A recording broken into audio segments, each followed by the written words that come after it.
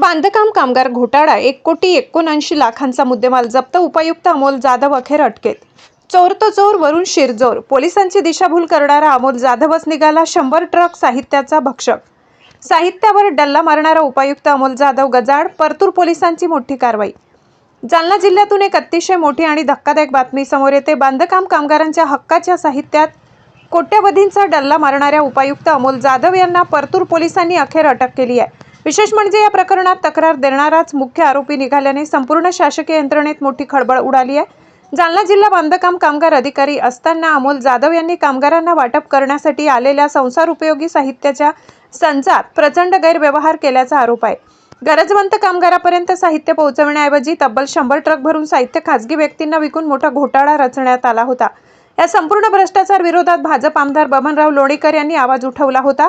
त्यांनी थेट संबंधित मंत्र्यांकडे तक्रार नोंदवून या प्रकरणाच्या चौकशीची मागणी केली होती. आपला बचाव करण्यासाठी आणि पोलिसांची दिशाभूल करण्यासाठी काही दिवसांपूर्वी अमोल जाधव यांनी स्वतःच परतूर पोलीस ठाण्यात या साहित्याचा गैरव्यवहार झाल्याची फिर्याद दिली होती. मात्र पोलिसांनी जेव्हा या प्रकरणाचा सखोल तपास सुरू केला तेव्हा धागेदोरे थेट फिर्यादी अमोल जाधव यांच्याकडे जाऊन पोहोचले. चोर सोडून संन्याशाला फाशी देण्याचा प्रयत्न निष्फळ ठरला आणि पोलिसांनी तपासाची चक्रे फिरवत तक्रारदार अमोल जाधव यांनाच बेड्या ठोकल्या. पोलीस कारवाईबाबत अधिक माहिती द्यायची झाल्यास परतूर पोलिसांनी या कारवाई दरम्यान आतापर्यंत 1,79,00,000 रुपयांचा मुद्देमाल जप्त केलाय. गरीब बांधकाम कामगारांच्या तोंडाचा घास पडवणाऱ्या या रॅकेटमध्ये अमोल जाधव व्यतिरिक्त आणखी कोणकोणते बडे अधिकारी आणि खासगी दलाल सामील आहेत याचे धागेदोरे आता पोलीस तपासात समोर येणार आहेत. या संपूर्ण प्रकरणावर आमचे लक्ष बनून राहील. ताज्या अपडेट्ससाठी पाहत रहा. Bureau report Aamir Khan, Zalzala news, Jalna.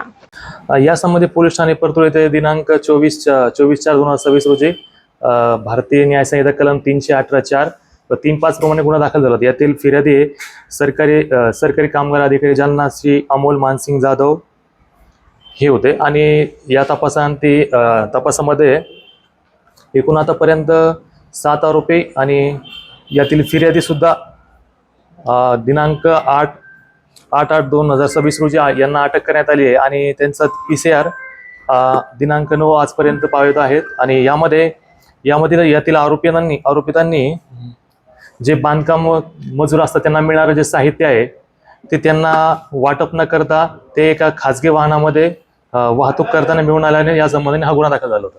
Sir, आतापर्यंत किती मुद्देमाल, किती लाखाचा मुद्देमाल जप्त करण्यात आलेला आहे? आरोपीला अटक करण्यात आली. हे कट करून